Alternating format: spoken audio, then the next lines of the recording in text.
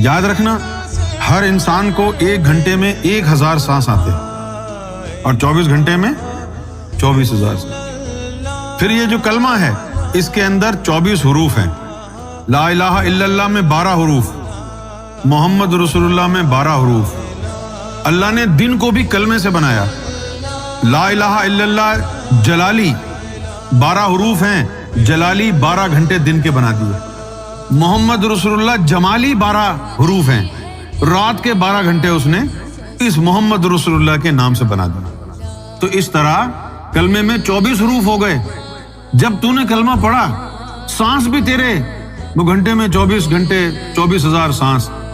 جب تو نے اپنی سانس کے ساتھ ملا لیا تو پھر سانس تیز ہو گیا، تو 24 گھنٹے میں 24 کی جگہ 1000 بڑھ کے 25,000 ہو جائے گا۔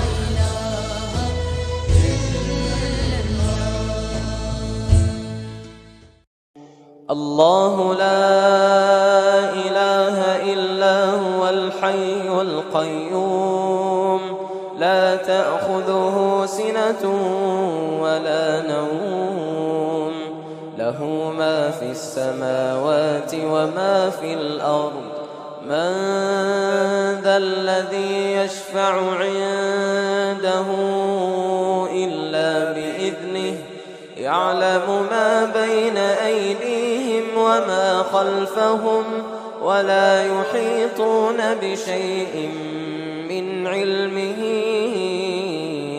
إلا بما شاء وسع كرسيه السماوات والأرض ولا يؤوده حفظهما وهو العلي العظيم۔